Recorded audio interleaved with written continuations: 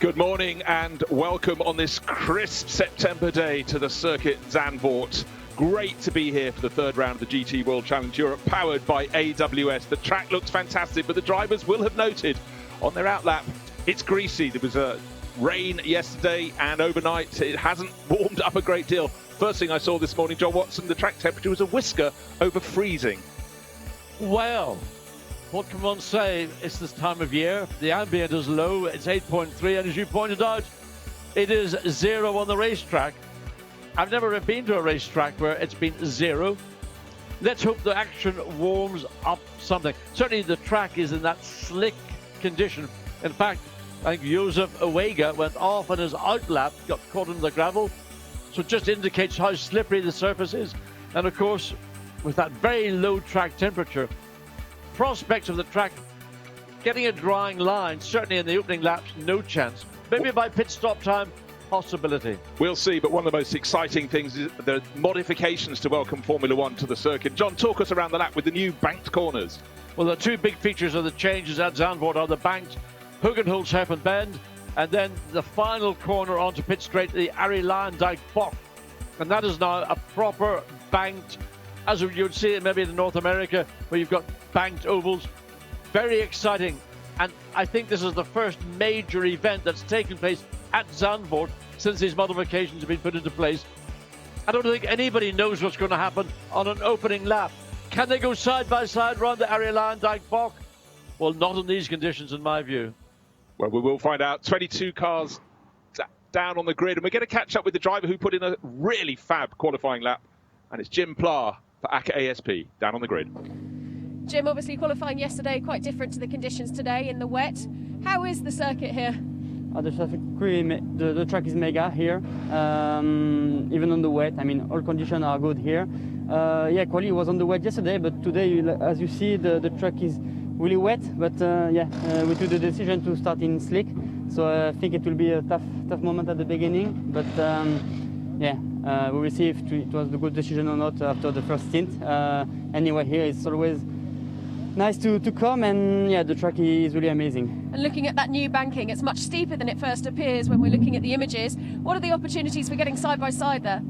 Yeah, for sure, you have much more pace than last year to overtake here, especially in the last corner. But as I told you, now it's easy flat the last corner, so you can't make any difference. Anyway, it's still good to be here. Thank you very much. Have a great race. Thank you.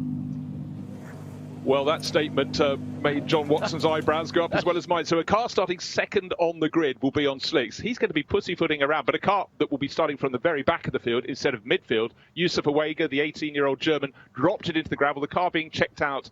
That will presumably be making a pit lane start after everyone's departed. There we go. Yes. Oh, wow. Did he get away with that? Oh, I don't know if he clipped the wing or not, but certainly you couldn't have had a little less space than there was. So just indicates how easy it is. That's just on the exit of the Rolf Schlottemacher curve, coming into Schwavlach, which is the downhill right-hand corner.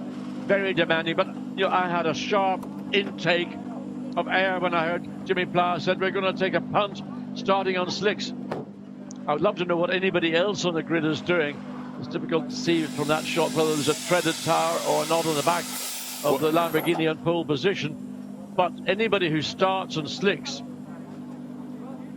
I don't know what to say. Well, that looks like a slick to me as well. The drivers must feel sufficiently comfortable and confident that although the surface is damp, the track temperature is 0, there's still enough grip available to take that risk. So let's go down to the grid to grab another interview with Kelvin van der Linde. His teammate Ryoichiro Tomita is starting third. Kelvin, you were just saying quite a frantic decision this morning whether to go for wets or slicks. What have you gone for? Yeah, well, we've gone for the wet, safer option for the championship. I think some cars up the back will probably take a risk. We're expecting some rain, a small shower, so it'll be interesting, that's for sure. Typical Zandvoort weather, so let's see what we get dealt with.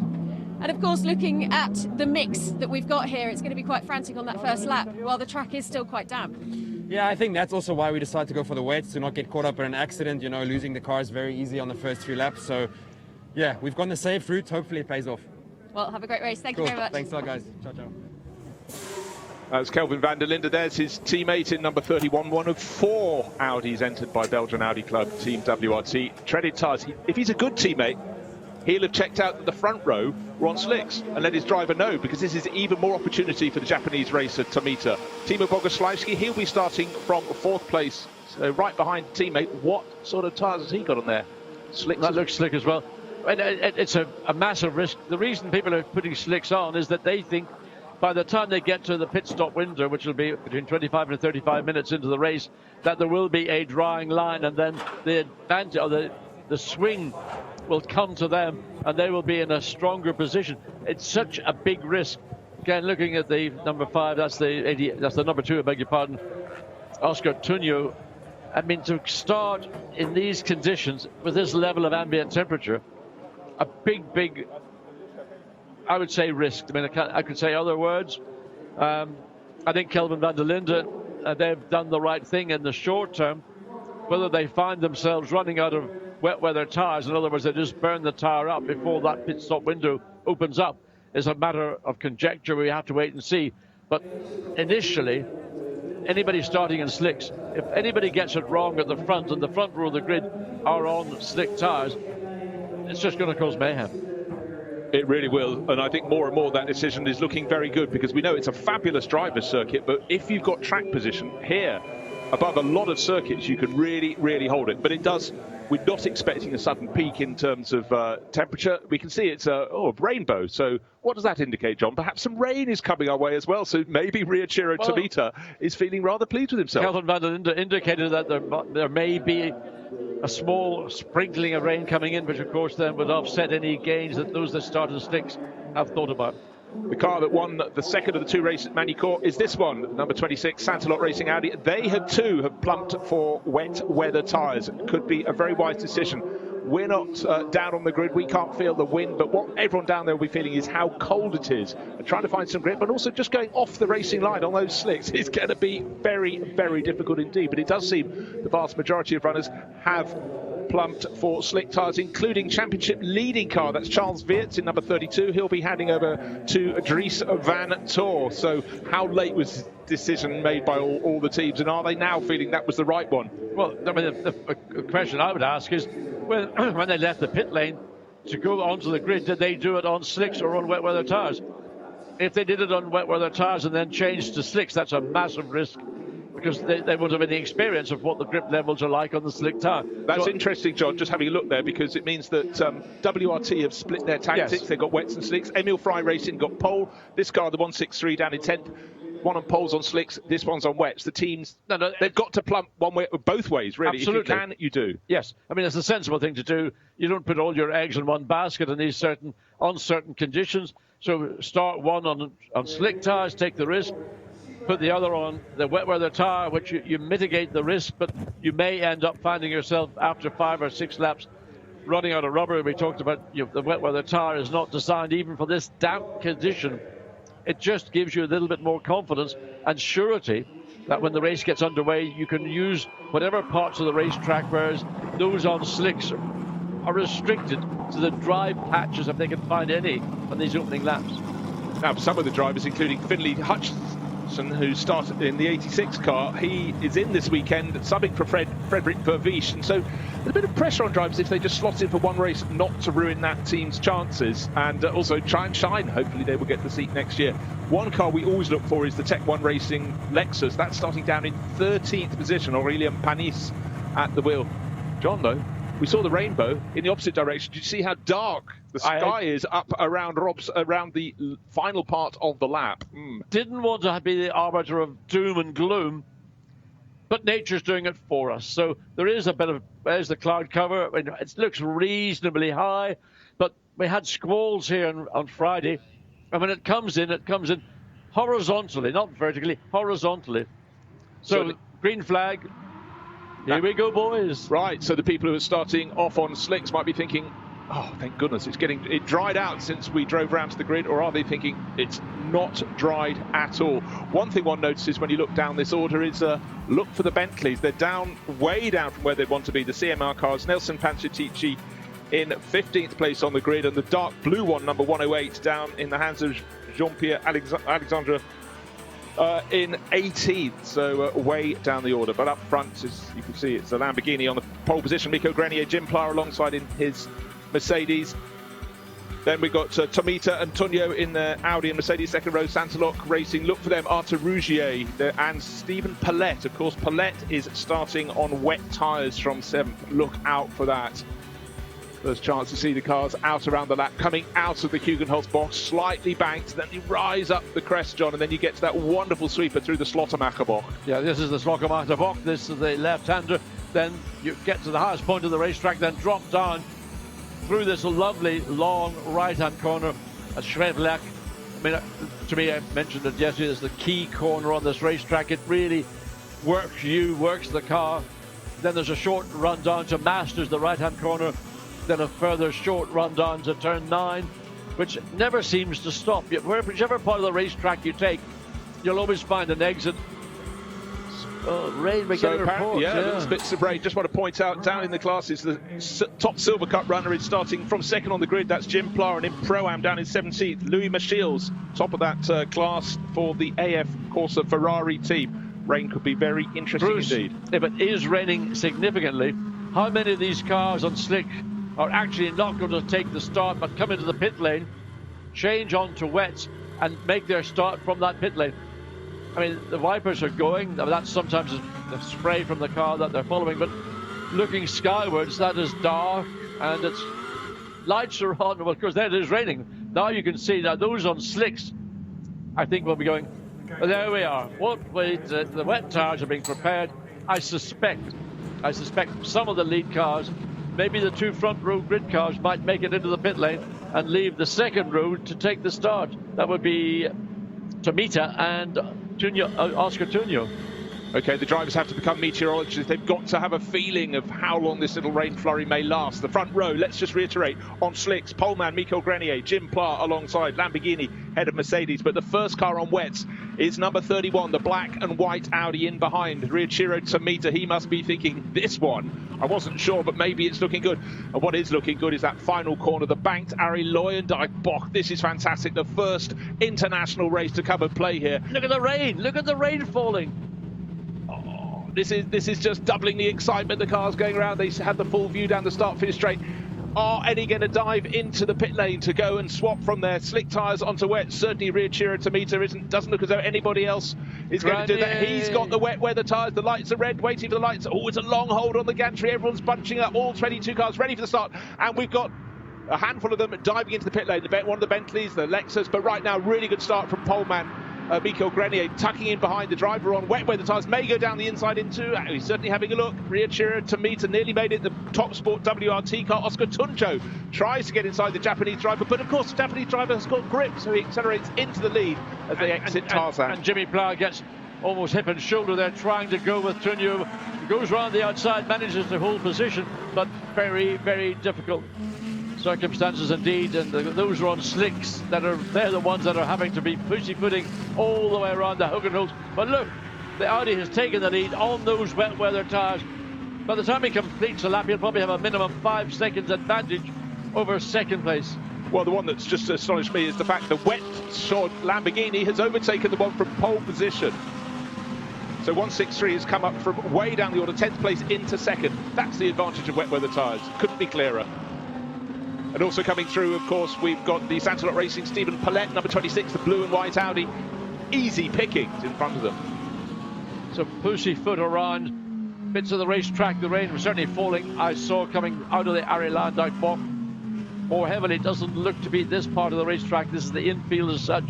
But the Lamborghini on slicks, there you can see just how little grip there is. Jimmy Pla in the Mercedes, likewise on slicks, but managing it maybe marginally better than Grenier in the Lamborghini is able to do as they run down into Hans Ernst Bock. And the car that just gone past them, Louis Michiels, top Pro-Am runner, but he's come up from 17th place to overtake our jostling, fighting front row starters. There they are, the black and red Mercedes started second. Jim Pla in behind the poleman Miko Grenier, and he's also being challenged up the inside by Lee Mole, starting from the back position on the grid. He started last, picking his way up the order. Oh, how these teams must be frustrated. But right now they'll be thinking, can the track dry out? Is it going to come back our way?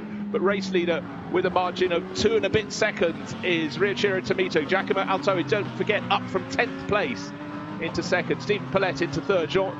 Pierre-Alexandre Jean into fourth. Yeah, more cars, or one more car certainly, coming into the pit lane to get off the slicks, get onto wet weather tyres. The 25 Audi just falling further and further back through the field, and the struggle as the rain continues to fall is just compounding the pain that those that chose to go onto slicks thinking, we'll throw the dice, we'll take the chance. Well, there must be pondering. Again, the 25 Audi barely can get the car turned in the Huggenholzbrook. Well, extraordinary conditions, but how soon is it coming back? There's Timo Boguslawski, did one racing lap and onto wet weather tyres. Windscreen wipers still going around, so the rain is still falling. The big question is for how long? This race is an hour long. There's a pit stop halfway through or thereabouts. Are the ones who are going to stick with slicks? Is anyone going to stick with slicks? Is it simply too wet to stay out? And just hope the track comes back your way. Well, the ambient temperature is low, the track temperature is at 0. You can see wheel tracks beginning to clear. That indicates there's still a lot of water on the circuit. That makes it more difficult for those that started on the slicks. They're going to drop back. So the gamble, if you like, for the WRT Audi team to put the Shiro car onto those slicks, very good choice. Likewise, the second of the Lamborghinis doing the same thing. Well, I think we've got clear evidence that only 6 cars started on wet weather tyres. Gap behind the 6th place, Louis Michiels, to the best of the rest, which is Jim Pla. Well, it was 2.6 seconds at the start of the lap, but we couldn't even see Pla in a long shot, so the first 6 getting away. That's Tomita, Altoe, Palais, Jean, Peres Companc and Louis Michiels. But the big story at the very front end is that Giacomo Altoe is getting closer and closer. He's half the gap, 1.2 seconds down at the end of the second lap on Riachiro Tomita. And the rest, they're playing catch-up. And of course, from starting in the pit lane, you'd have to presume that Joseph Owega, you can see him in the background of the shot, started on wet weather tyres. He had more chance to check the rain coming down, and Owega going up the inside, another position gain. So in fact, starting from the pit was probably a good thing.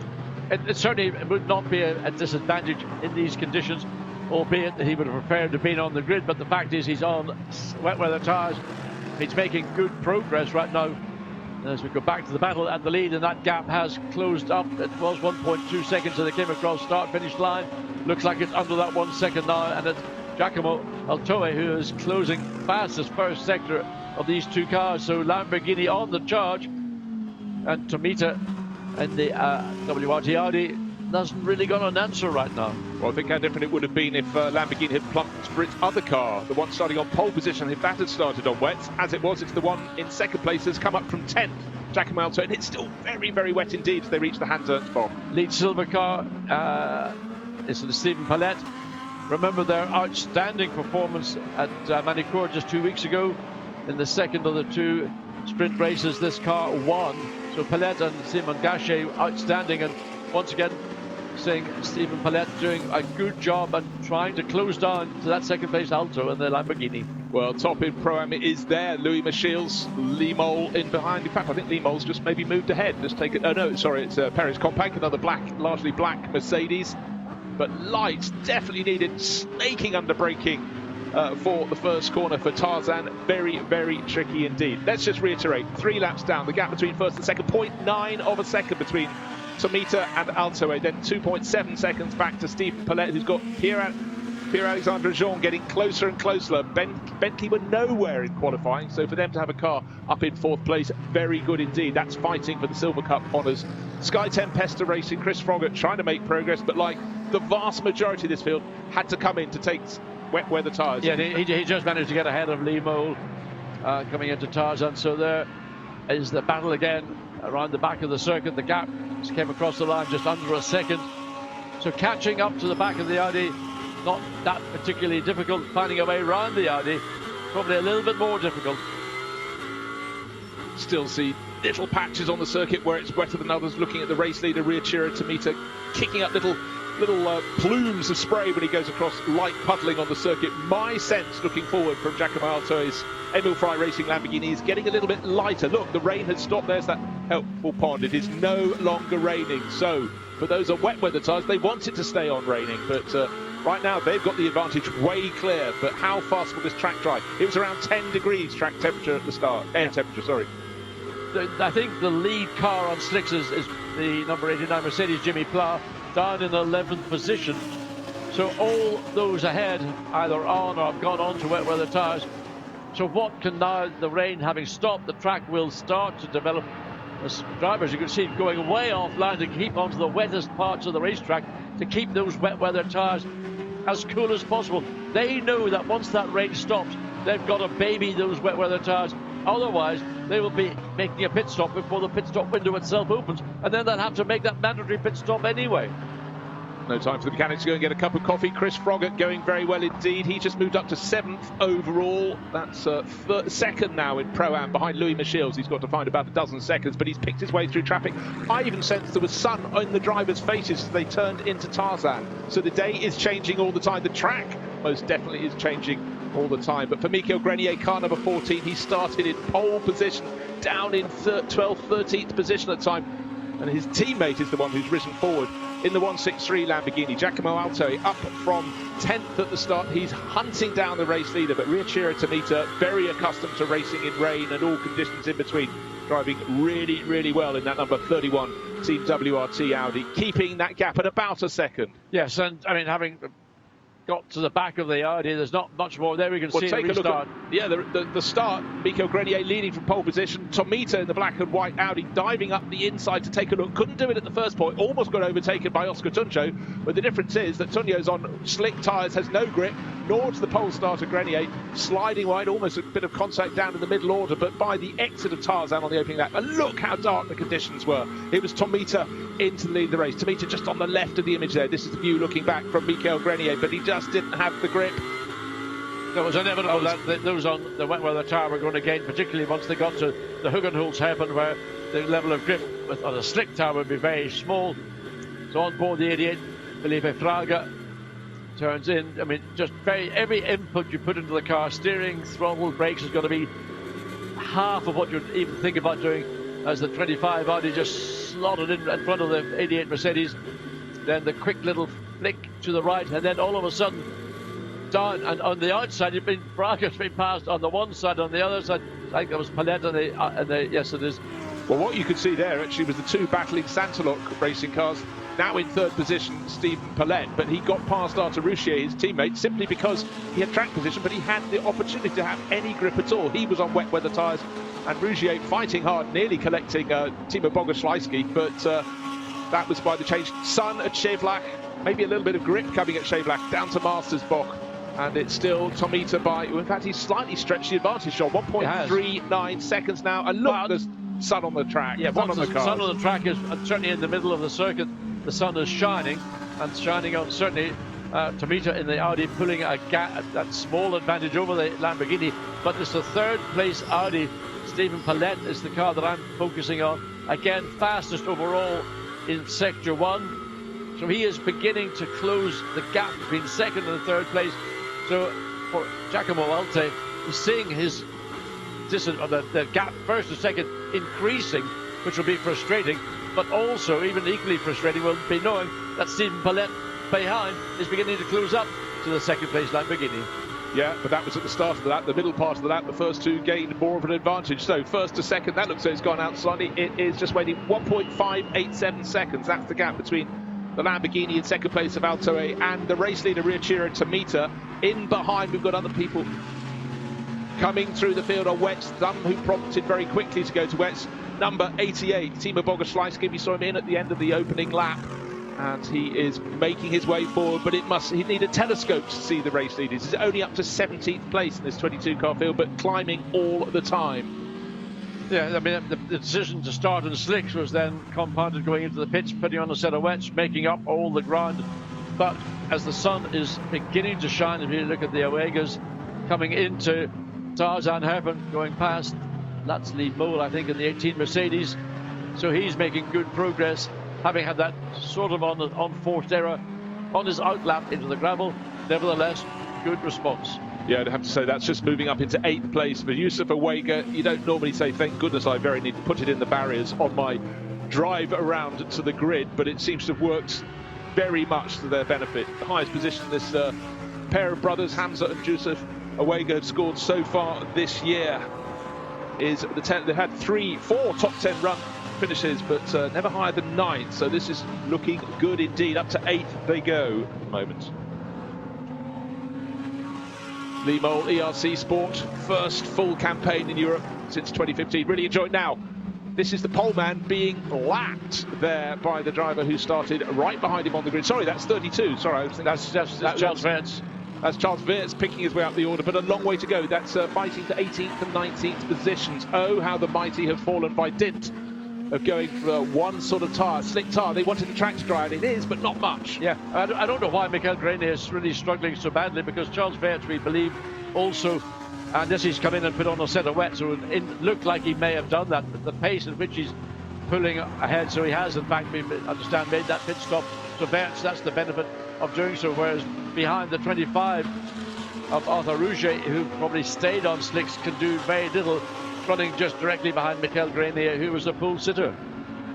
Yeah, well, the highest placed car at the moment that's made a pit stop is Nelson Panciatici, the 107 Bentley. He's up in 11th place, so they're making ground hand over fist on those ahead of them. They've suddenly, but then they'll get up to those that already started on wet weather tyres. But those wet weather tyres that have been in since the start, their performance will be starting to drop away. Yes, I know the indication for that is watching how many of the drivers, particularly coming onto pit straight, are going sharply across to the right of the racetrack, left of your screen, to look for any damp patches. This part of the track still has enough moisture on it to keep those wet weather tyres, keep the life in the tyre, keep the wear to a minimum. But when they come onto the straight, as they come down into the Hans Ernst spot, so look, Tomita, look, you can just drive around anybody, but he's now got the Lamborghini once again has closed that gap right up. Well, he's got a teammate ahead of him, and that's Rolfin Eichen, who's an extra car, the 4th car this weekend for Team WRT. Hopefully that will keep Adam Tomita's way. Giacomo Alto also not being blocked. Up over the banking, down that drop, you slide onto the start-finish straight. It still stays at around 1.5 seconds, 1.8 becomes 1.2 seconds. So traffic actually slightly blocked the race leader Tomita there. The Lamborghini actually closed up to well under a second behind the lead Audi. It's just the fact that they caught up with one of the sister cars as they would go into the Ariel Dyke block. The gap extended fractionally, but it is 1.1 seconds. So all of a sudden, where it's come from, Ultra found grip and found pace. Or, quite simply, Tomita in the Audi has just used those wet weather tyres a little bit too aggressively in the opening lap, and he's beginning to suffer. Well, they've been running at this margin between 1.5 and 2 seconds, 1 and 2 seconds effectively, but Stephen Paulette in 3rd place still resolutely chasing, but staying 3 and a bit seconds in arrears. He doesn't have the answers to the question. He's not fighting anyone immediately because he's got a 4.5 second advantage, which he's stretched over Pierre-Alexandre Jean in the CMR Bentley. That's number 108. So Paulette in 3rd place leaves the Silver Cup class. But already we're getting to the point at which our race leader and... there's our poleman down in, well, he started first, nearly a lap down, and his teammate who started, let's do the maths, 9 positions behind him on the grid, it's about to put a lap on him. If you want any further illustration of what happens if you put the wrong tyres on, like slicks on a wet track, you come in and make a tyre change and you're still really, really struggling. Interesting to see how the lead 2 cars deal with these back markers. I just want to correct myself.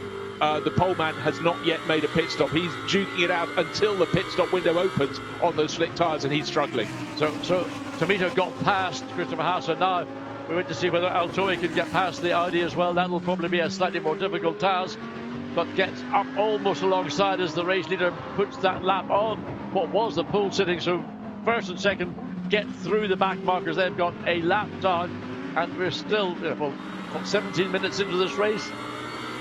Wow, that is absolutely astonishing. I actually thought it was a marginal decision on the grid, but at the moment it is absolutely proved it was not a marginal decision. It was way more important to be starting on on wet weather tyres. So just watching Tomita in the Audi entering into the Huggenholz spot, that first of the 2 bank corners, carries a massive amount of speed in, and then just turns the car as he gets to the top of the banking to make his exit.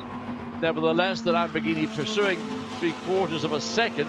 The car that's pursuing those is the 3rd place Stephen Paulette, who has been consistently quicker, and surprisingly, not surprisingly, the second quickest car has been the Chris Fogart Tempesta Ferrari. They were both into the high 1 minute 45 seconds on their most recent laps. What I don't get, though, is why the likes of Mikel Grenier, who started on pole position on slick tyres, have stayed out there. It's proved already with Nelson Pansicici having pitted, changed onto wet weather tyres. He's up into 11th place and working his way up the order, while Emil Frey's Mikel Grenier down in 19th, going nowhere fast. Absolutely not going anywhere fast. In the Silver Cup class, it's Stephen Paulette in the background of the shot. Oh, actually sliding even further back is Pierre-Alexandre Jean in his Bentley, but well clear. But Bruce, the crunch issue is going to be when the pit window opens.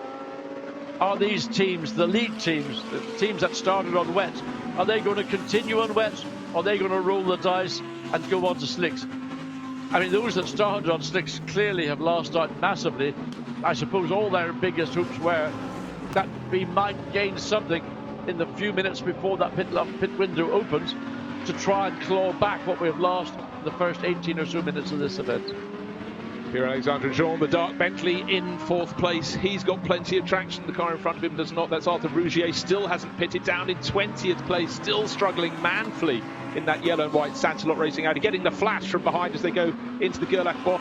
Actually, it's quite hard to get out of the way there in that right-left sequence. Down in the Hugenholz-Boch. One car has grip. One is absolutely on tiptoes. The Bentley has wet weather tyres. They work very well. Running in 4th place, 2nd in the Silver Cup class. But right now, it's still that battle at the front, covered by 1.1 seconds. Riachiro Tomita, Giacomo Alte. Look to the Pro-Am class, the red and white Ferrari. Louis Michiels, AF Corsa leading that. But what is the gap back to Chris Froggatt? 7 seconds. So it's Ferrari against Ferrari, but it's definitely AF Corsa ahead of Sky Tempesta Racing. Yes, enjoying their form. Yes, Strong Run 6th place overall. So it's a strange race we're watching, because those that took the conservative route started on wet weather tyres, massive gains. Chris Froggatt running 2nd in Pro-Am category, likewise done a really good job, just being slightly eclipsed right now by the number 52 of course of Ferrari, Louis Michiels. Gap between 1st and 2nd, by the way, just still around about a 2nd, but Stephen Paulette has fallen back considerably. He's now 5.5 seconds behind that 2nd place Lamborghini. So still that 1.1 second gap. Riding on board with Chris Froggatt, Sky Tempesta Racing, 7 seconds. So there are his feet, being very, very careful today on slick tyres. As John pointed out, your every single action must be smooth. I mean, just watching the throttle pedal, the way, the very gradual movement, everything is done almost in slow motion. You have to drive in these circumstances without putting big spikes of acceleration or big spikes of braking into the car, because that's what you do in these difficult conditions.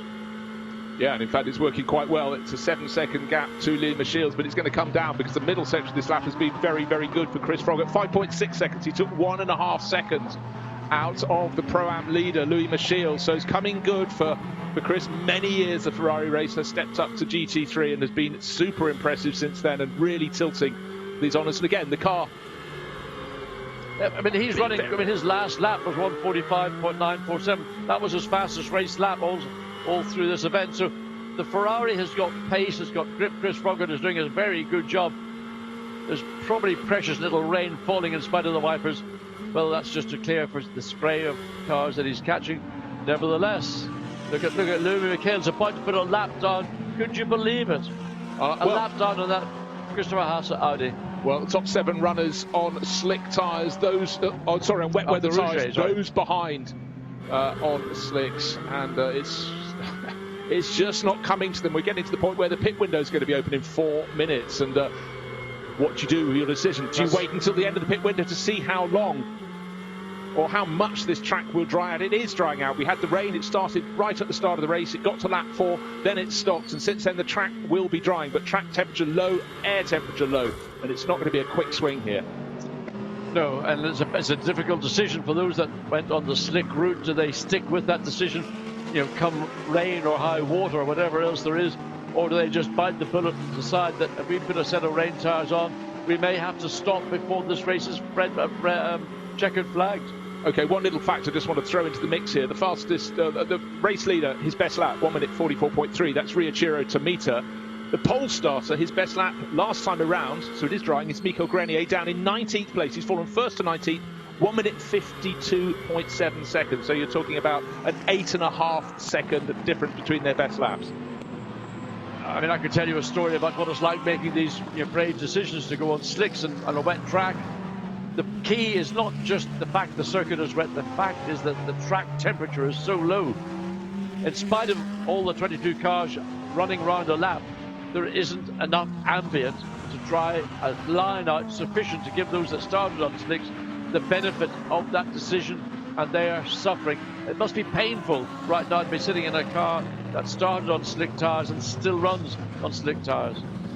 Yeah, and just taking a look at the top car that started on wets, that is Jim Pla. He's down in, on slick tyres, is in 14th place overall. He managed to drop the pole starter, fellow front row starter Mika Grenier. He's 5 places further ahead, and his lap times, in fact, he's now got down to 1 minute 47s. So suddenly the slick tyres are finding some form. Yes, and that's what those slick starters would have hoped for, that they're now almost at a point where their lap time is matching those that are on, pretty worn out. We're on lap 13, lap 14. So the wet weather tyres in these conditions are going to be screaming, we come in, take us off, put something else on. Well, great Pro-Am class battling there between Lee Mole in 9th place, the ERC Sport Mercedes being hunted down with one of the golden flags, Valentin Pierberg, 9th and 10th. The riding behind you had Nelson Ponciatici, who was the first of the drivers who came to change from slicks onto wets. He is running very well. That bright green Bentley metallic colour scheme in the background. Up in front of them, we've also got the red Mercedes of Jim Pla. Sorry, it's Roman Monti and Rogalski. But now this is the change for the lead in the Pro-Am class. He's hunted him down. Blink of an eye ago, there was a 7-second margin for the red and white Ferrari from AF Corsa, but Louis Michels has been grabbed, passed, and just tossed away into the background there by Chris Froggatt. And great move. Chris Froggatt has been running quickly all the way through this race. He started in the mid-pack. We didn't see an awful lot of him, but on timing and scoring, we could tell that his lap time was impressive. And he's just run down Louis Michels, made a clean pass, taken that position away, but more importantly, taken away the lead in the Pro-Am category, which is what their race is all about. Wow, that was remarkable. He was taking 1.5 seconds, so that 2.5, 3.5 seconds, and he just closed. Now, riding with Nelson Panciatici in the number 107 CMR Bentley, getting very close to the tail of Valentin Pierberg, only just at the tail of the top end, but not yet working for him. Still not yet working fully for Giacomo Alto. He's now just, again, they're the first 2 cars out of the final corner. The pit window will be open very soon indeed, but they're down to next to nothing, and we've got a teammate running just in front of the race leader. We've got Tomita in the second of those 2 Audis, number 31. He's leading the race. It's down to 1.2 seconds. It's seesawing backwards and forwards in front of them, but those first 2 way clear of Stephen Paulette. 7.5 seconds the good over the 3rd place runner, who leads the Silver Cup class. Yes, and that gap between 3rd and 2nd place has increased up to 7.5 seconds. So whatever happened to Stephen Paulette, the run, the charge that he was on, he got it within 2 seconds of that 2nd place Lamborghini, now drifting all the way back to 7.6 seconds.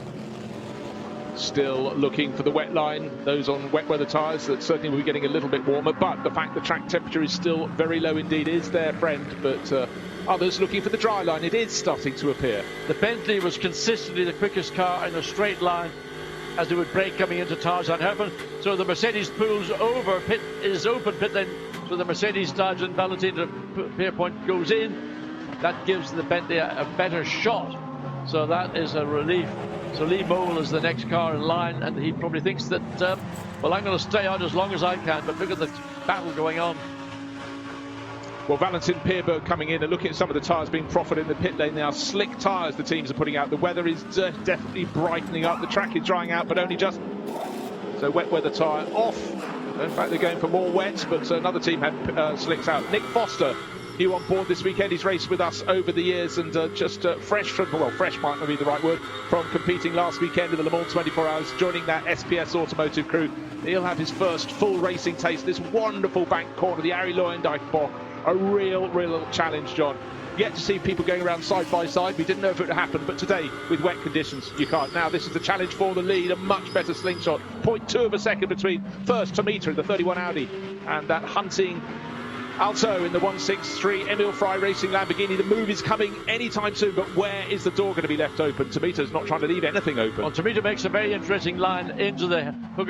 See how he goes in early, then runs the car up the rim of the banking, and then swoops off it.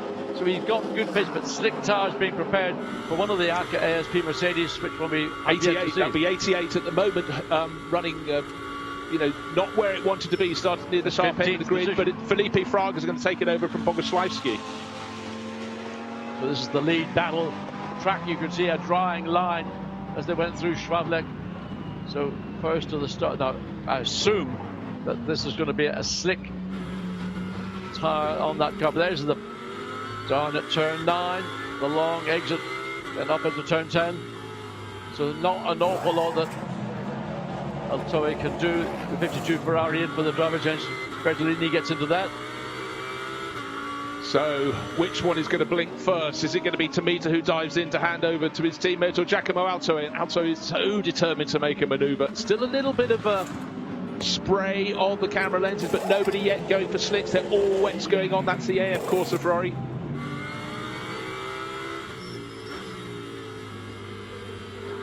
Still looking for grip, but they started on wet weather tyres. The top half dozen cars in this race, top 7 cars, and Riachiro Tomita still leads every time Altoe gets closer. He pulls away again. They're not pitting. They're going to stand as long as they possibly can, but those tyres will not be as they were at the start. No, and again, the Lamborghini pulling over to the right of the circuit, coming into Tarzan, just to try and get as much cool water onto it. So slicks going on to the 88. So Felipe Fraga will take over that car, having started on slicks going on to wets. As we look at the 30, so that'll be Rick Roykers taking over from Rolf van Eycken. Again, this is coming out of the Huggenholzheffen up the hill through the Rob Schlottemacher curves into Schwavlak. You know, we're getting to the point where it's just about parity between the drivers who started on slick tyres, who stuck with them, most notably Jim Ply. He's running 13th overall. He's just done a lap in 1 minute 45.995 seconds. It's only 1.5 seconds down on the race leading pace of this duo. And you do not want the lapped car. It's not lapped yet, but it will be right in front of the leader. It's just come out of the pits on slicks. So Andrea Bertolini will be getting... He's on wets. On wets. Yeah, I thought there was slicks being put out, but he's come out on wets, and so we've seen 2 cars pit. And potential move for the lead of the race, but certainly Alto is very determined to take the lead from Tomita. Tomita staying still in the lead of the race. It's inspired decision not to go for slicks. The majority of the front end of the grid thought we'd start on slicks. The track will dry. It is drying, but not fast enough for this lot to have been held back. Riachiro Tomita and Giacomo Alto is still 6 seconds near Stephen Paulette. So slicks certainly go around to the Bentley, we can see that. So Jules Gagnon will be behind the wheel, so 5 minutes of the pit lane remain open. So if they want to stay out, they've probably got the best part of 2 more laps in which they can do it. So who's going to blink? Is Altoe going in? No, it can't. The pit lane entry comes very quickly after the... Oh, big rear tyre! Problem with the Lamborghini, the rear tyre has collapsed and it's come... So there is the problem going through, principally coming through the Arie Luyendyk curve. All the load on that left rear tyre. As a result, the tyre has just given up and delaminated, and that's a signal for everybody, but certainly big problem indeed for Giacomo Altoe. A scary moment as the car just got onto the pit straight, the tyre disintegrated, and the consequence is second place, whatever. But for everybody else, keep an eye on your left rear tyre. Move up everyone else. That is the classic case of 1 lap too long. He was determined to take the lead. And of course, the teams, in their own way, wanted to stand as long as possible, particularly if they started on slick, to see how the track would go. But when you're on wet, the clock is ticking, and it ticked just too much. Look, watch the tyre. Having just come off that banked Arie Luyendyk box, just the tyre temperature, the load on the tyre, just too much, and the tyre just said enough. So Freddie Cheever, the third, he hops on board. No doubt he'll be saying slicks, please. Just trying to see what is being offered. Yeah, slips coming out for that. But those, the early pit stoppers who came in just as the pit window opened, they opted for wet weather tyres. These are wet weather tyres. There's the carcass of one on the start-finish straight. Disastrous for Altoe. I just wonder whether it'll be a safety car. I mean, there's a significant part of the tyre carcass. So we're still running under green flag conditions, but everybody will want to see that lump of tyre removed as safely and quickly as possible. Right, the message from Team WRT will definitely be saying, come in now, to their race leader, Riachira Tomita round the banking. You get all that loading, which probably in the end is what did for that wet weather tyre that exploded. You can see the carcass. So, waiting to take over, Kelvin van der Linde, his car in a sizable lead. It will be about 7 seconds to the good over Steven Paulette. And for the car that lost the tyre, gosh, those who haven't seen it before, snaking all over the place. I mean, it's not good to have significant, particularly that the principal part of the car, because you don't want to be hitting that. So we've got the 31 into the pits. Kelvin van der Linde will take over that car. Best finish for Tomita and van der Linde so far this year. Second place in the opening round of 3 races at Misano. Since then, though, they haven't been on the podium. Looking good today. The 26 Audi very much in the mix. Steven Paulette, great opening stint for him. But Simon Gachet just marginally faster, one feels. He's going out. And is he going to get out ahead of Just van der Linde? No, but he's really closed that gap. But he also had to go around those marker cones in the pit lane. So it was a slightly more acute exit than would have been for the Audi behind.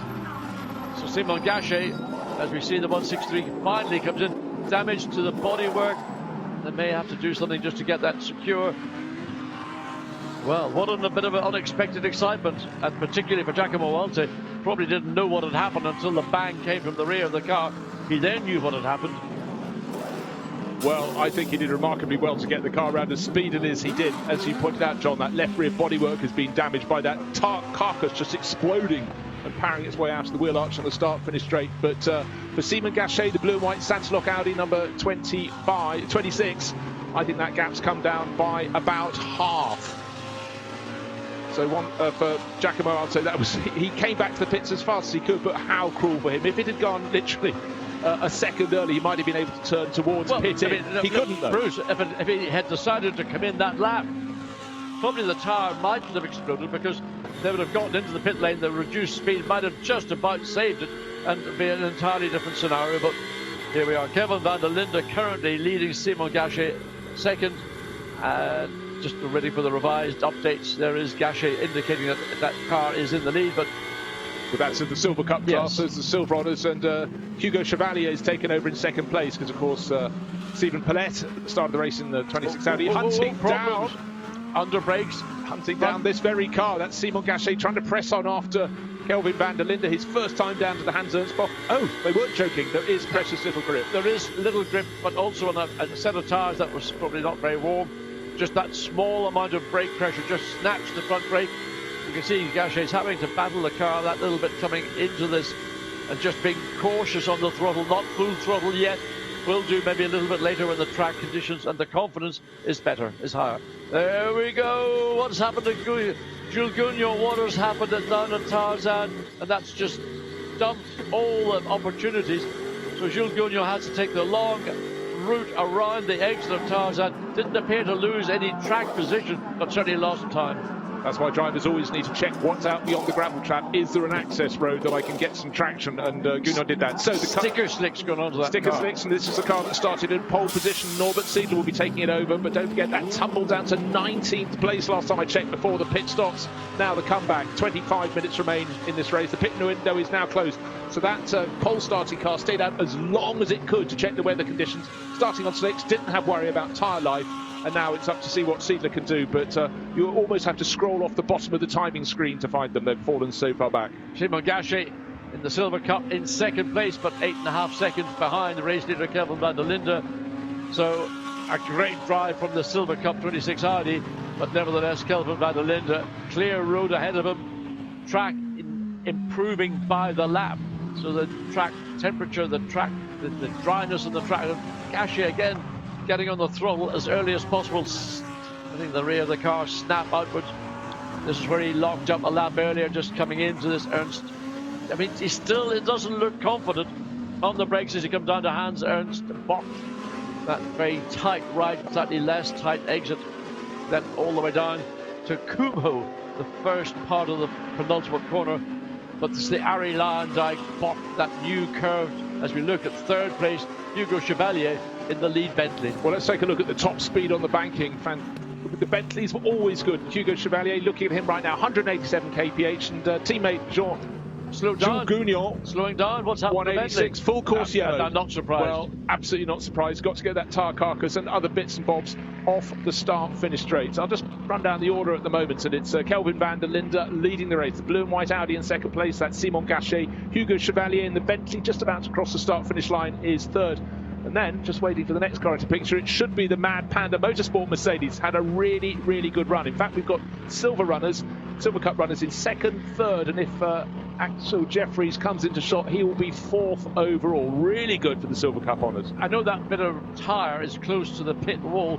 Nevertheless, I would imagine that somebody would want to try and remove it, because this race probably will go green again. It has gone green again, so there we are. They are deciding to leave that bit, whether that's rubber or bodywork, I can't quite see. And also, as soon as it went green, unfortunately, Axel Jeffries wasn't paying attention. He was fourth when that flag was flown. He just dropped down to sixth, been overtaken by Albert Costa, who's trying to make up the ground lost by the 163 Lamborghini. Don't forget, that was the one that left the tyre carcass on the start-finish straight. And Andrea Bertolini leading Pro-Am and charging away in that red and white AF Corsa Ferrari. His next challenger is Nick Foster, who's about 8 seconds back for SPS Automotive Performance. So suddenly for AF Corsa, they were very quickly in. But remember, that red and white Ferrari is on wet weather tyres, unless my eyes totally deceive me during the pit stops. It certainly seems to me a surprising decision that is the case.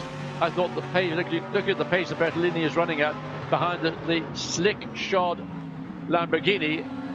Now, not to say it is on wet tyres, we didn't get a glimpse of what they put onto the Ferrari, but personally would be surprised. But look at the way the car yawned as it turned in to turn 9. You may well be right. It's just hard to see. You can't get a glimpse of the tyre and the bodywork.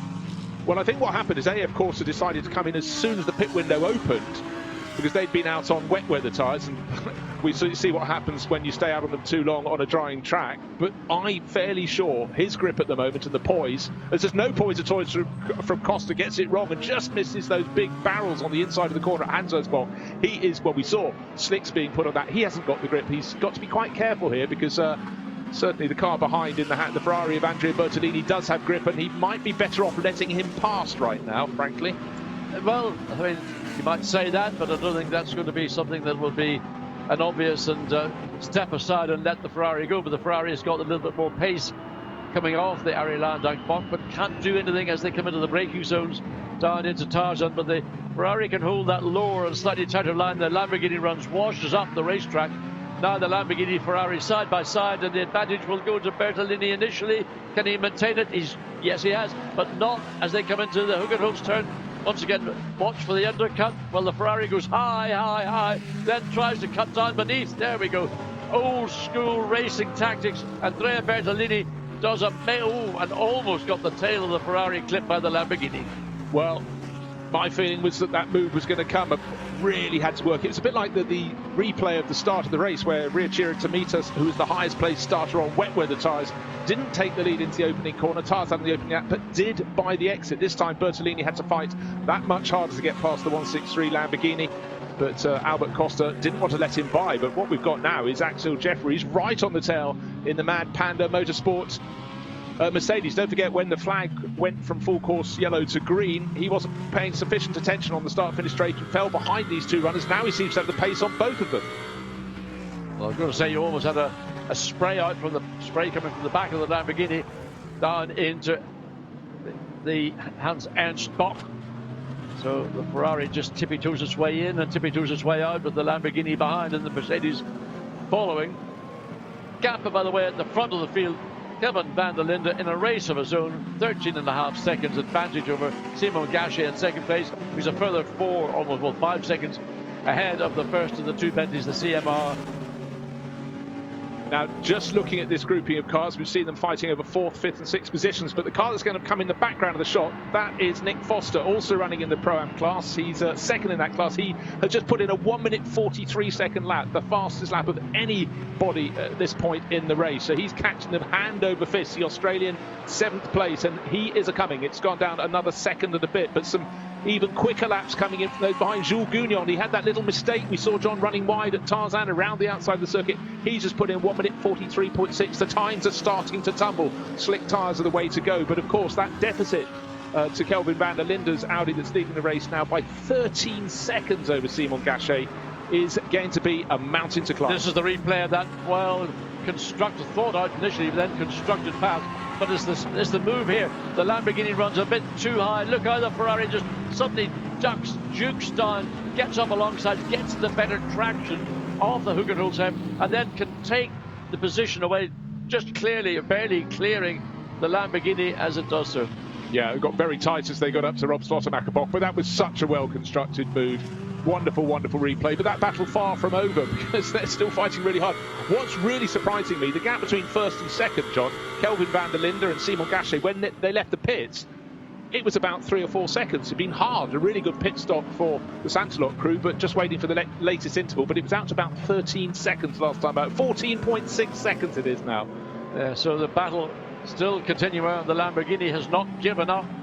So watching and seeing what Andrea Bertolini can do with Albert Costa. Top speed measured just before we get to Tarzan, and the Bentley's fabulous through the banking, and Jules Gounon, who's now up to 10th place, heading really quick laps. He's 2.56, 3 kilometres faster. Now Nick Foster is hunting that thing called wet weather. He must be on wet weather tyres. Some of those ahead on slicks. That's why he's caught them, but he's got 17 minutes remaining in this race. But for SPS Automotive Performance, this is great hunting, and the Mad Panda Motorsport Mercedes in front of them getting a little bit loose out of Tarzan. This order could be swapped entirely within the space of this lap, such as Foster's progress. Well, I think looking at Andrea Bertolini is beginning, and you see the Mercedes directly behind. I mean, this group of cars, some on slicks, some on wet weather tyres, pretty much matched. And look at Nick Foster, goes the long way round. Wow, big move from the Australian driver to take that position away, and very, very confidently done too. Well, look, John, just a few corners ago with a clear dry line and increasingly sunny weather. Now let's take a look at this replay. That move was the contact between Axel Jeffries in the Mad Panda Motorsport Mercedes down into 7th place, but Nick Foster was brooking no answer to anything and just slashed around the outside, and he's going to pick off the two in front, I reckon, before the lap is out. That Ferrari and Lamborghini once again back side by side. Not very much they could do in turn 10, but the Lamborghini's going the long way around with a little bit of extra grip. You can see the track that the Lamborghini is on is the drier part of the track, so the slick tyre is beginning to come back to the favour of the Lamborghini. And likewise, Nick Foster on slick tyres, I'm assuming.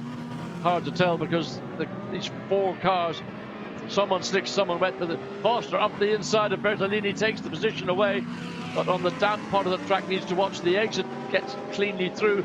Now he can pick up as they come through the Hugenholz, and so good run for Nick Foster. I'm fairly sure he's on wet weather tyres. Look, he's hunting out any patch of wet. He almost dives into the pit lane. We saw that last time around, jinks around that tyre carcass and bits and bobs. Won't be able to make the move down into turn 1, but I thought he'd pick off all 3 of them. He picked off 2. Great performance from Nick Foster. Takes the lead in Pro-Am, and for the Ferrari of Andrea Bertolini that fought so hard with the Albert Costa driven Lamborghini, he's lost that battle now. He clearly was on the wet tyres and slicks on the Lamborghini, but the Lamborghini coming good now. So the swings of fortune are backwards and forwards. The circuit has swung, in my view, to the favour of that slick tyre, and I say that because Jules Gounon in the Bentley in 9th place has set the fastest lap that I've seen, a 1:42.0, green and purple on this particular lap.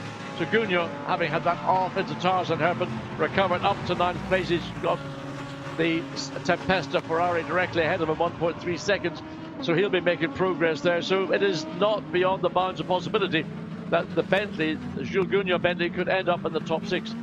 Absolutely. If he hadn't had that off at Tarzan, he would be on the tail of the battle we've been looking at with Axel Jeffries. But the Bentley in 2nd place now, just got past the Santelot Audi, and he's got traffic up ahead.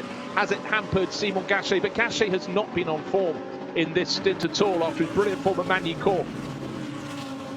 And Bentley now top of the Silver Cup class. That's Hugo Chevalier moving past Simon Gachet, both fighting in the top 3, 2nd and 3rd overall. But look how tight it is at the very front of the race. It's 22 seconds to good for Kelvin van der Linde, but in behind everybody else on the same bit of track.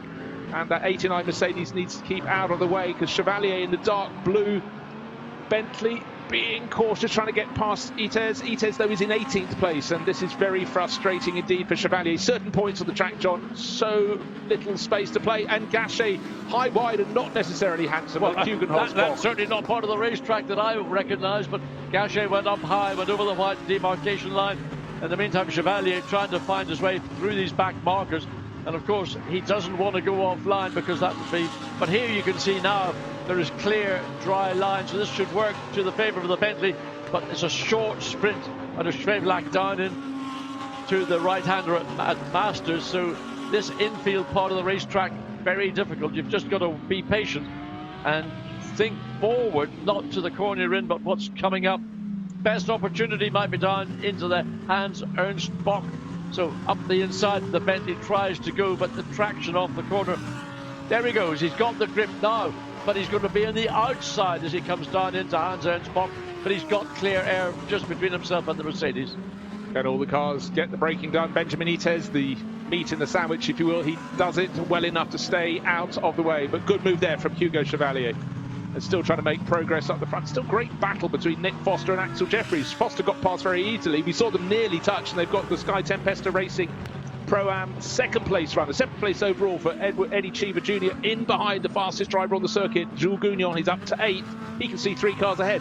I reckon he's going to pass all 3 of them. Well, he's caught up. Same old story. You catch him, but where are you going to find a way past them? Because Ferrari has also got good straight line speed. We know that Gounon has got the quickest car in a straight line here at this moment. But where's he going to find the space? We're on board with the Ferrari. We've got the Bentley directly behind, breathing all over us. So watch for Gounon trying to get the slingshot as we get on to the straight running down. There is the Bentley, the back of the 4 cars. He's going to take a punt down the inside. Thinks the wiser of it, having had that off some moments earlier. And they're going to be able to pick off Nick Foster the moment he had his sweet spot, very sweet spot indeed, on those wet weather tyres. Now it's falling away from him. He will be picked off by Eddie Cheever Jr. And just wondering what tyres indeed. Is it slicks for, oh gosh, again cars running wide. The Sky Tempesta Ferrari. Yeah, very high up. I mean, so we're not certain which the Ferrari, whether it's, the point is that right now the track doesn't favour slicks or wet weather tyres, other than if you're on a clear lap on your own, as Gounon has displayed, the slick tyre is the quicker way around. But if you're in traffic, as we're seeing here, this battle, you can't find a way past cleanly or easily, then it's 6 of one, half a dozen of the other, slicks or wet weather tyres. Yeah, exactly so. You run off the dry racing line in your slick tyres and suddenly no grip whatsoever. It's still cold here at Zandvoort. The sun is shining, but this track super difficult. In a straight line, though, we know how good the Bentley is, and Gounon now right almost alongside the Ferrari of Eddie Cheever Jr. that's fighting so hard with Nick Foster. I think we're going to have a change of place. Side-by-side racing, Zandvoort is really giving it up today. So Hans Ernst Bock, very tight indeed, but Gounon, he's got to bide his time. He's got to be patient, John. He has to be patient, but it's frustrating because he knows his car has got the capacity to run quicker than 2 cars directly ahead of him. But the difficulty he has, he can't take the risk to go offline and lose traction, lose grip, and potentially lose position. And one thing one person we've scarcely talked about since he took over from Riachiro Tomito is Kelvin van der Linde. 27 seconds to the good in that number 31 Audi. Everybody else is enjoying battling left, right and centre, but the South African Kelvin van der Linde, he'll take quiet. But let's take a look at the speed, top speed on the banking. It's always been a strong spot for the Bentleys, but now Eddie Cheever Jr. has got it to work, and Phil Keane, who's rattling in some second fastest lap in the race, coming up from the back for ERC Sport. He's up into 12th place.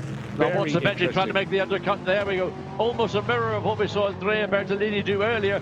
This time the Bentley not sufficiently far up, trying to stick the nose up the inside of Eddie Cheever Jr., who has saying, no way, Jules Gounon, you're going to make that move on me at this part of the racetrack. Onto the dry surface. This is dry here, but you go from dry to slick to damp, not quite to wet, into... So Gounon's really, his brain is in overdrive right now, thinking forward, not just to finding a way past the Ferrari. He wants to get ahead of the Mercedes as well. So he takes the option of going the very long way around turn 10. Well, he's got to keep trying things, but I've just noticed, you're quite right, John. Anybody who's on slick tyres who isn't running with anyone close to them can set quick laps. Fastest lap of the race Last time around, it was Matteo Drudi in 11th place overall. Now it's Phil Keane, 1 minute 41.6. They've not got traffic in front or behind. They can be on the line they want to be on. Just drive the dry parts of the racetrack. You haven't got to make any compromises. That was the case with Gugno earlier. Now it's swung favourably towards Matteo Drudi, and now even quicker Phil Keane. So if you get I tell you, Gugno must be the Mercedes goes across from left to right to get the wet part of the racetrack. Even in spite of the straight line speed advantage that the Bentley has, it hasn't got quite enough at the point where it's important to get into this battle that's going on. The Mercedes Ferrari almost side by side for an entire lap. And the Ferrari going through, so that is... No, it's not. Contact. Is there going to be a Mercedes in trouble? Well, I'll tell you what, Nick Foster got away with that one. Up the inside now of Eddie Cheever. And this time got clear. But look at Gugno. He's got the run, but he's in the wrong part of the racetrack to make it stick. I like it 3x3, but it doesn't work when you go through the twists of Rod Slottermack, but you have to give Gugno every mark for trying. Eddie Cheever Jr. driving a fantastic race, but again, these cars have different attributes on their different tyres, and struggling now on his wets, but being absolutely stern is Nick Foster, still leading the Pro-Am class by what? Nothing of a second. I think that's official. And they're being caught. Here comes the Lexus. Indeed, so it's going to be a four-way battle for what is going to be the battle for this sixth place. So finally Gugno has made a move, but he got past the Ferrari, but can he make it past the Mercedes on the exit? He's on the drier part of the racetrack. Yes, he has. Cheever's going to try and sweep through as well and take that position away from Nick Foster, but not able to do it. But the principle, Gugno's overrun in the contact. How did they avoid one another? 4 cars into the space of one will not work. And these 4 drivers, well, they've made it work. Well, they absolutely have, and Jules Gugno had to try everything, and not including quite enough braking was the only way he can get past Hans Ernst Bock. But it looks so the Lexus, Thomas Neubauer, not only has he caught them, I thought in the space of 2 corners you're going to catch all 3 of them and pass them. But right now, slingshotting around Nick Foster goes Eddie Cheever III, the lights flashing from Thomas Neubauer in the background of the Lexus. Let's ride with him down towards Tarzan. Well, there's no inside to be gone for. That's filled by Nick Foster trying to find the wettest part of the circuit in that gold and black Mercedes, doing a fantastic job for SPS Automotive Performers. Eddie Cheever Jr. driving out of his socks. This is the battle for Pro-Am honours, and all along being caught by Thomas Neubauer. But having got through, Jules Gugno now escaping. Yes, I mean, it's taken a long time for Gugno to find a way through, but he was always going to be in the more compromised situation. But having finally made that move, got it done, coming down into Hans Ernst Bock, almost lost it in the process, but consolidated. But look at the screen. I mean, you better not to put your wipers on, because it'll become more smeared as Eddie Cheever Jr., what can I say, comes into Masters Corner, and then the run, the curve. But it's Neubauer, the third of these 3 cars, who I'm assuming has fitted slick tyres, looks to go up the inside, gets up alongside the Ferrari on the entry. Ferrari now on the outside. Eddie Cheever, where's the Lexus on the inside? Now alongside Nick Foster, but Ferrari, I mean, it's like dodgem cars at Portrush.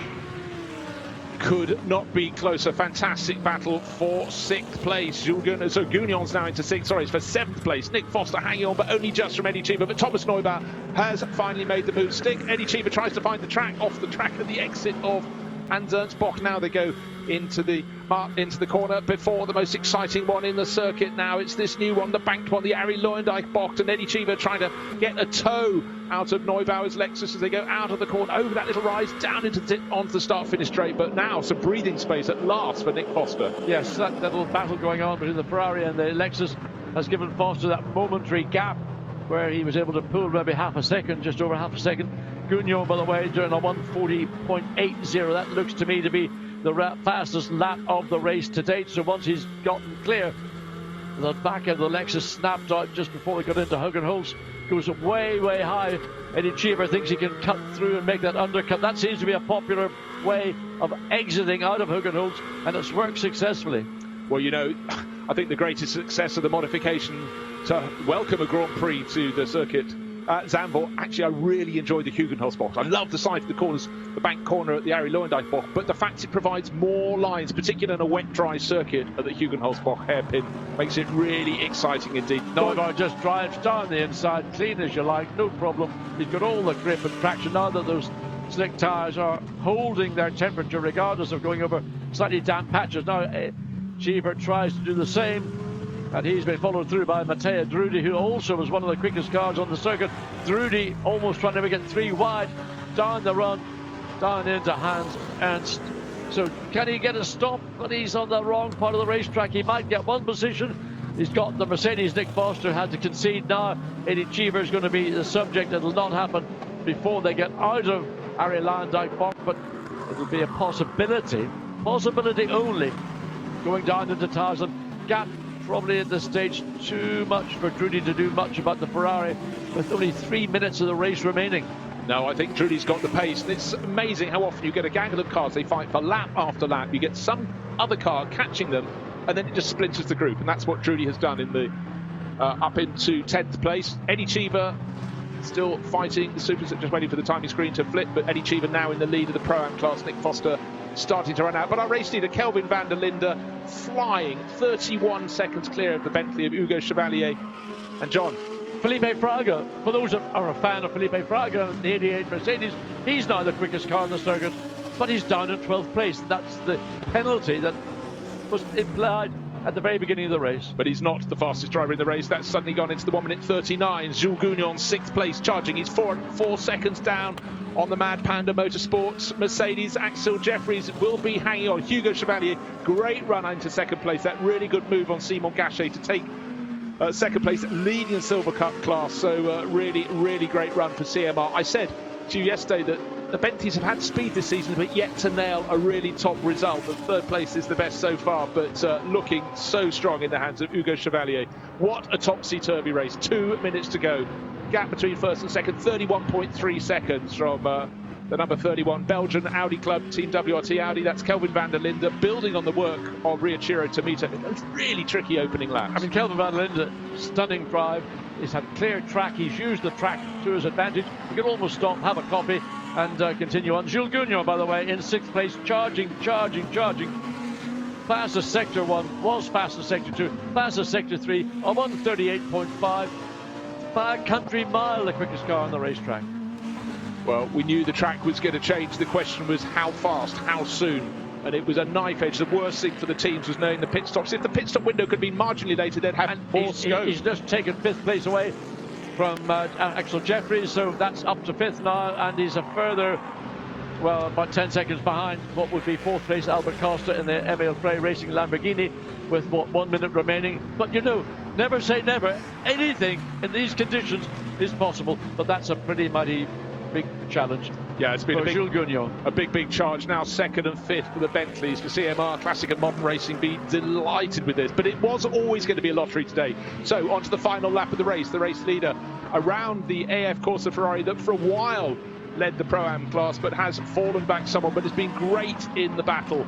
And a lot of the drivers would have got a huge amount out of this race, but none as much as that man in the middle there, Riachiro Tomita, 2nd in the opening race of the season with Kelvin van der Linde, and that's going to be improved upon. Let's look at the top speed on the banking, John.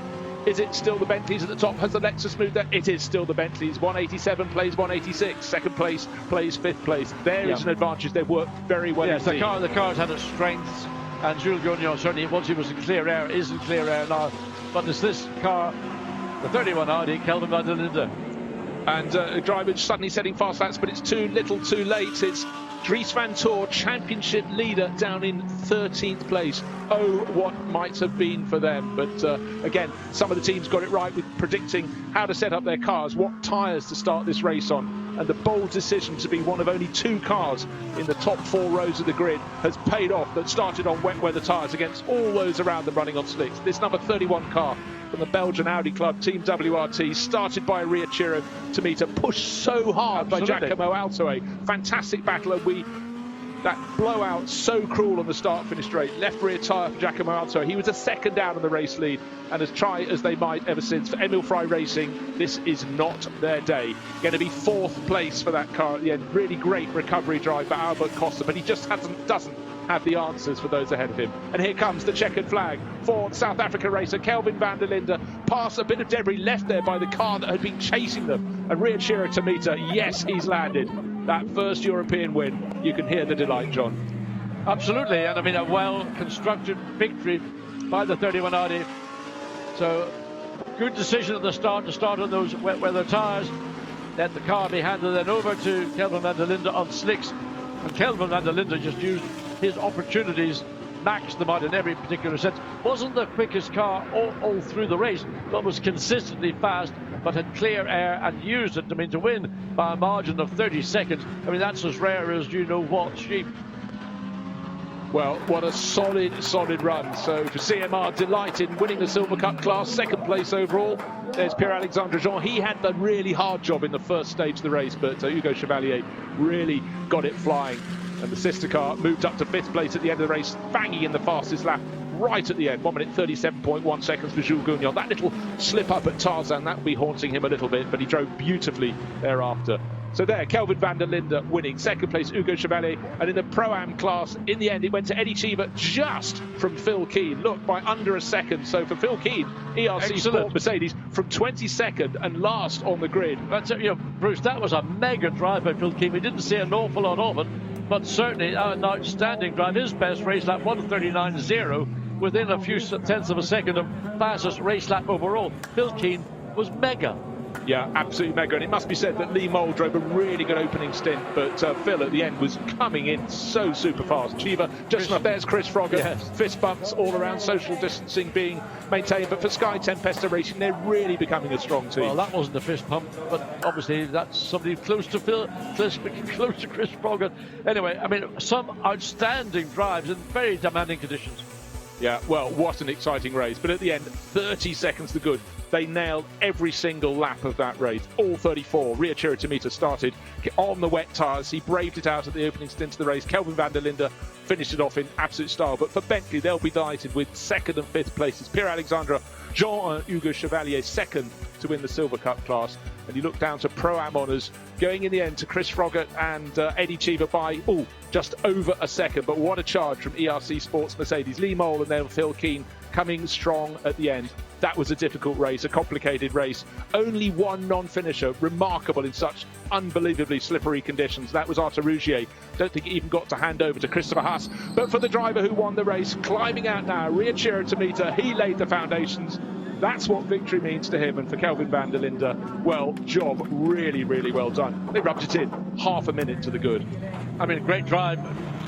What we saw in that 31 car and what Ria Chiro, it's just very difficult and wise decision by WRT to go down that route to allow the Japanese driver, as you mentioned, Bruce, very experienced racing in the rain in Japan.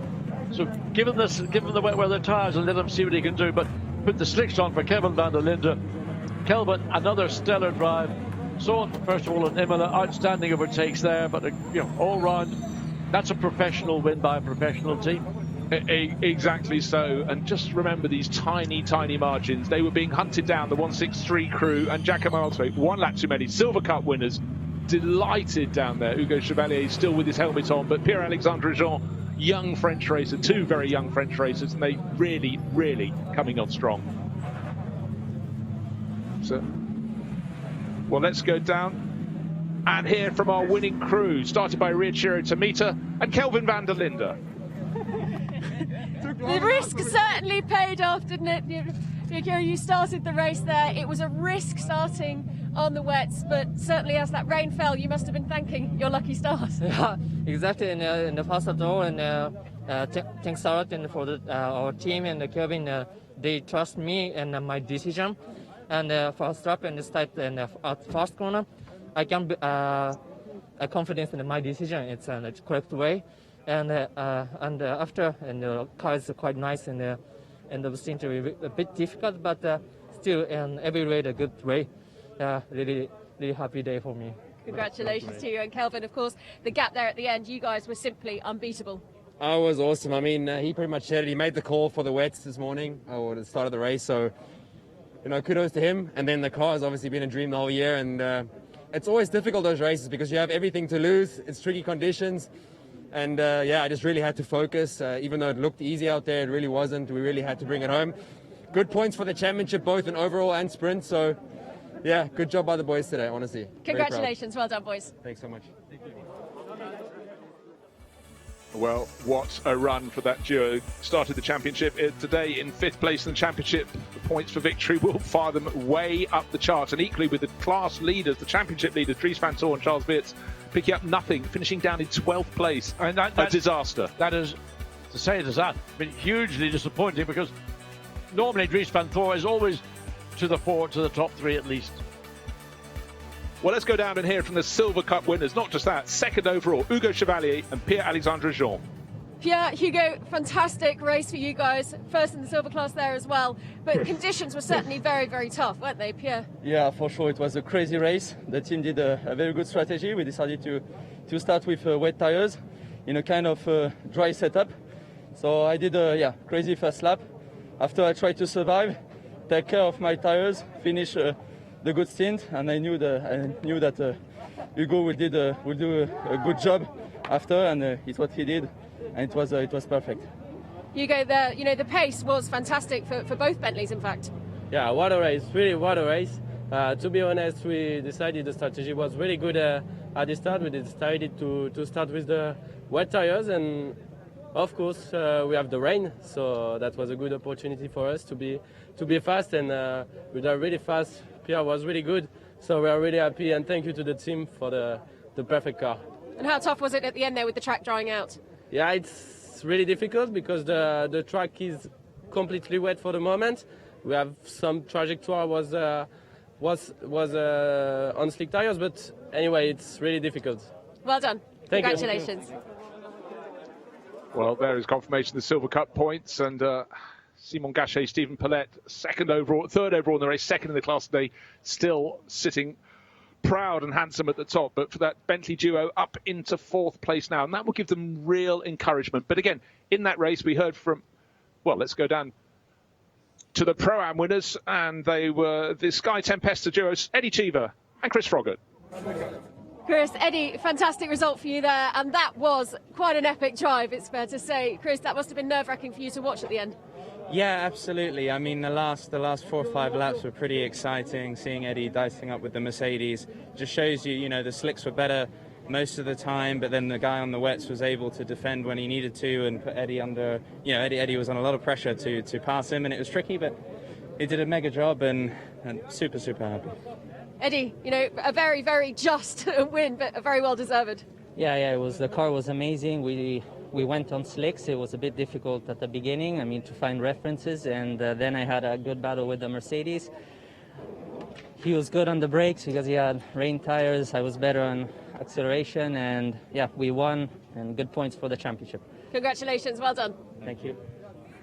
Good points for the championship indeed. That victory extends their leads over Louis Michels and Andrea Bertolini, who fought long and hard, but at the end it was the ERC Sport Mercedes that almost pipped them 1 second, the gap between the two Pro-Am finishers, or the top 2 in Pro-Am. But what a tricky race. And let's take a look at the overall championship. It's Kelvin van der Linde, 88 points now across the board. Charles Weerts, Dries van Toor, 81.5. And then Raffaele Marcello, who's away this weekend. Timo Bogoslawski, no big points for them this weekend. The real winner was Kelvin van der Linde there. That victory today propelling him to the top of the overall order. So really, really great job. Supreme job by the South African. Yes, and it'll be interesting to see the race later this afternoon. I assume that track conditions are going to stabilise, hopefully improve. But I have to say one thing, Bruce. For many years I've said, get away from predictability. Let's have a wet start, let the track dry naturally, let the drivers choose whichever of their tyres. We had drivers starting on slick tyres, drivers on wet tyres, drivers on slick tyres with a wet setup, drivers on slick tyres with a dry setup. We had so many variables. We had that flurry of rain between lap 1 and lap 4, and then no more. The track was drying, but they had to be on their toes. They had to guess. And of course, we saw the big loser with Giacomo Altoe, the blowout on the start-finish straight, when in 2nd place. What could have been? Had they pitted that lap, they probably would have come away with victory. I think, to me, one of the objects of the lessons of what we've seen in this race is it was an early start. The ambient temperature was low, but more crucially, the track temperature was low. So therefore, the length of time it's going to take for a racetrack to get to the level where the slick begins to be the dominant option, that's not rocket science. And I think WRT did it perfectly with the 31RD. It really, really was a balancing act, not just to get the grip on the track, but to get your tactics right. And third place drivers Simon Gachet and Stephen Paulette coming out. Simon Gachet, Stephen Paulette. Victors last time at Manicourt, third today, but second in the Silver Cup class, so gathering yet more points. So it's Miles, hold the check, hold the trophies, and then Hugo Chevalier and Pierre-Alexandre Jean, winners in the Silver Cup for CMR Bentley, and second overall. No wonder they're so happy here. Season could be starting to swing their way. It's a season where the pendulum moves. A result like this does so much for the confidence and for not just the two drivers, but for the team in general. You know, it's a new team this year, learning probably the most competitive GT championship in the world, to make it come to you, and that's what they did today. And let's hear the applause for Belgium Audi Club Team WRT, Ricciero Tamita, and the driver with his arm over his shoulders, Kelvin van der Linde. What a race. Brilliant start on those wet weather tyres. Duked it out in the early laps and had that wonderful scrap with Giacomo Altoe. But in the end, the pairing well clear of everybody else. They absolutely nailed it, John. Yeah, I mean, an emphatic victory for the 31 Audi, Kelvin van der Linde, who has been outstanding in my view all season.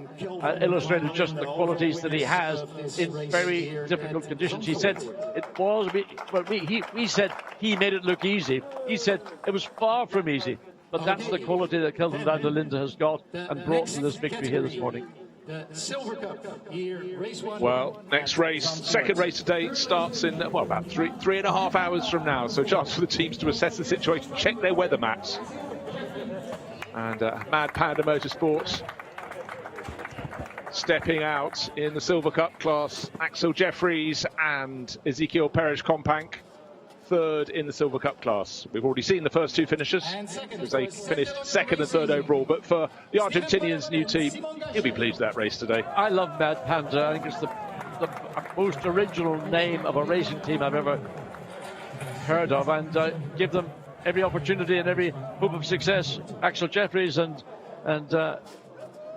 Ezekiel Perez-Companc. Yes, if anybody was going to have a mad name for the team, it would be what a character, and quick on the track too. But for Simon Gachet and Stephen Paulette, there's so much more to come from them. They're getting better and better. Well, I mean, they won at Manicourt on merit. They started in pole, dominated the race, took victory. So they are a potential winner at any point, let alone a Silver Cup winner. But today it was an element of a guessing game, and you could see the teams that just got the tyres right, the moment right to make the pit stop, and others that just didn't quite, or their cars not set up the way they wanted. And certainly for Sansalot Racing, second half of the race was difficult, but still third overall, second in the Silver Cup, but second overall, a winning in the Silver Cup class. Great result for Hugo Chevalier and Pierre-Alexandre Jean and the CMR Bentley team. They'll be delighted with that success. And also, but it's not been a stellar year so far for the Bentley brand. Again, it just needs that performance like we've seen to up the level of confidence, commitment and consequent performance. So calling out the Pro-Am runners, third place Nick Foster and taller figure of Valentin Pierberg, SPS Automotive Performance. Right at the end of the race, Nick lost out in that battle, but he really entertained with his chase up to catch the cars in front of him, round the outside, underneath them. Great run there. For ERC Sports, Limo and Phil Keane. But to come up to second from last on the grid in the Pro-Am class, great start by Lee Mole, but Phil Keane absolutely flying for ERC Sport right at the end, all but caught the Sky Tempesta Ferrari. Lee Mole's job was to make sure he brought the car into the pit stop without having made any errors whatsoever. Let Phil Keane do the hard yards. Off they go. Phil Keane appears to be wearing a Dutch pair of overalls. I noticed this little, maybe it's in affiliation with being in Holland, but let's focus on Sky Tempesta Racing. Eddie Cheever brought it home. He had to fight so hard, but Chris Frogger, great opening stint and victory in the Pro-Am class, 9th overall. They'll be very pleased with that run. Yeah, and again, a car that looked competitive, Eddie Cheever, I mean, both in fact drivers, Chris Frogger and Eddie Cheever, did a really good job in a race which was a difficult race. Doesn't get a lot more difficult than that.